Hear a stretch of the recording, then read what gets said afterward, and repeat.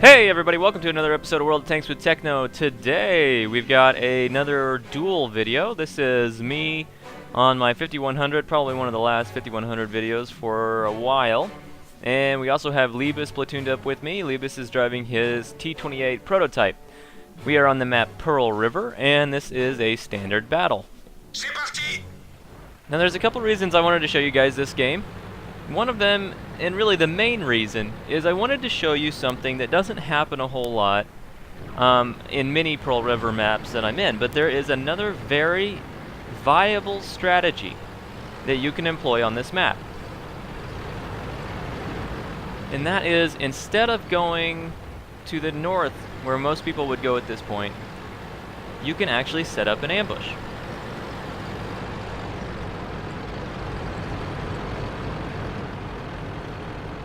Alright, now if you'll notice, if you look at the minimap, you can see that we've got a low at Churchill 7 and the PZ SFL 4, or 5, sorry, going to the choke point in the north.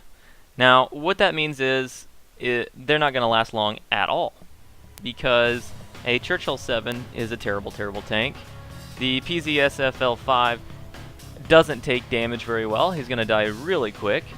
And a low, you never know about a low, because a low is a premium tank. So the person driving the low could be a complete noob who just bought them a tier 8 tank and has no idea how to play the game. So, when I first saw that, you can see in chat here, me and Leebus are both trying to get these guys to turn around so that we can set up an ambush. And where we're going to do this is we're going to do it up on this ridge. And as you can see already, if you're up on this ridge, you can kind of see under the bridge down to where the Churchill and the low are right now, which is exactly where the enemy would be coming from. So this is a strategy that I've had used against me a few times, but I've actually not ever used myself. So this is the first time I've used this. Now we've already lost the PZFSL 5. And there's the IS-3. Now the IS-3 driver on the enemy team is a very good player. 55% win rate. He's a member of the Claws clan. Fought them a couple times. They seem to be pretty coordinated. So he was really our biggest concern during the game. So what we're going to do is we're going to take up positions here in these bushes, use the concealment and the hard cover these buildings offer, and we're going to just set up an ambush. Alright. And here they come. Alright, so we've got the first little enemy shots here are going to be at this IS. Suddenly there's a lot more enemies. So we have an IS, we have an IS-3, we have an IS-6. Put 2 or 3 rounds into the IS here, not enough to kill him, but we get him down to one-shot range. Not enough view to save the load there, but we can go ahead and put a round into the IS-6. Alright, now while I'm reloading, let's switch to Leebus' view. Leebus is just crawling up into position here over on that other side, just to the left of where I was at. This is a little bit back, but I just wanted to show you how he's got a view here. Alright, so he's aiming at the IS, he misses, but you know what? It hits the IS-3's tracks him, which is a good result. He then puts another round straight through the front cheek of the IS-3, putting him on one-shot health as well. If you'll pay attention to chat here, you'll notice an interesting comment in just a second.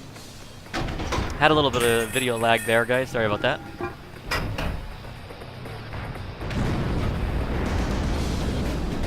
And we've now lost both of our friendly heavies. And as you can see in chat, we are now me, Leebus, a SU-100, and our artillery versus 9 enemy tanks. These are not small tanks. These are mostly heavy and high-tier tanks for this match. Alright, so we go ahead, me and Leebus are coordinating fire, we're putting some rounds into the IS-6, Leebus takes a pot shot at the KV-2 here, misses, and now we've got a bigger problem with this Pershing. Now so far we haven't really been spotted, but this Pershing's going to change that. Let's switch back over to my view. I about have a clip reloaded at this point. Yes, okay, so not quite reloaded, but I did want to show you guys something. See this tree? Now, a lot of people will, in the game, they look for bushes. Now, don't forget, guys, the actual leaf cover of a tree, the actual leaves and everything like that, if you are setting behind it, and firing through it, it works just like a bush. So up on elevated regions like this, I can use this as if it were a bush. So me firing through this, through the leaves, the canopy of this tree, conceals my fire.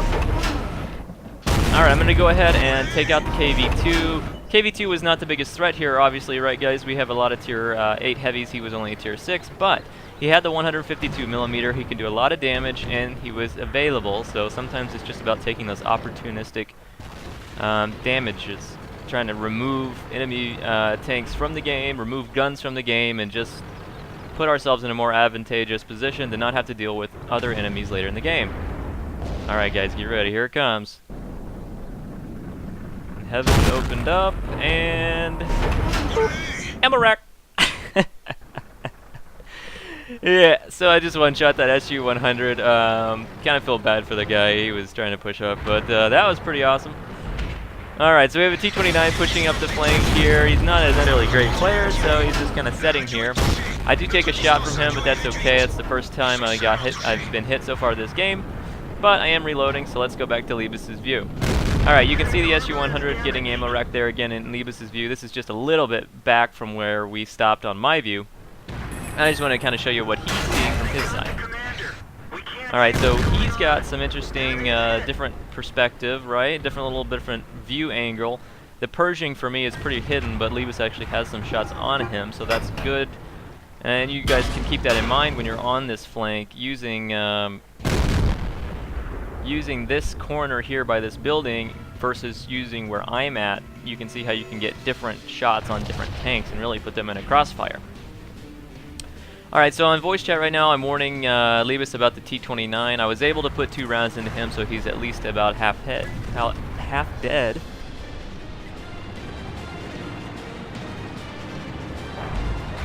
But he is still coming, so.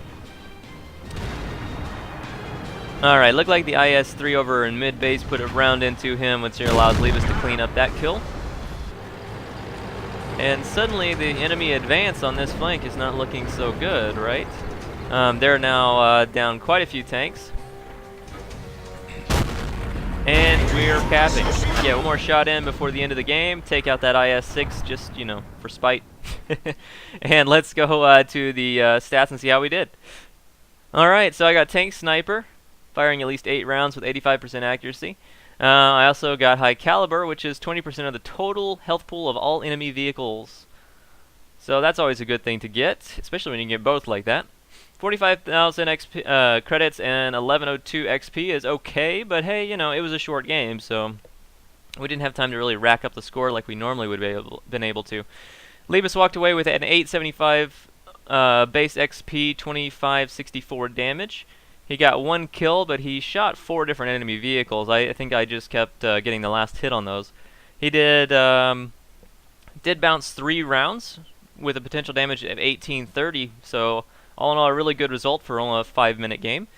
I shot the same number of rounds, although I had a couple more go through, so I got a little higher damage of 3372. I did take 1 hit from the T29, but overall, you know, it was a really good result compared to the enemy team.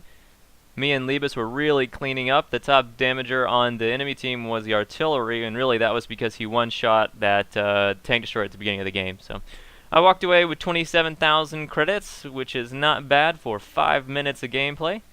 Anyway, guys, I hope what I've done with this is shown you guys how there are always options on maps, and just because you don't think of them, you know, doesn't mean that they don't exist. So never be afraid to, when you get killed in a battle by an enemy that's using a tactic you've never tried, don't be afraid to try that out yourself.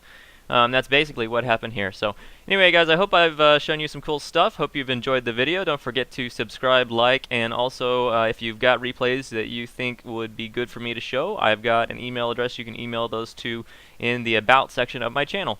Thanks for watching, and I will catch you guys later.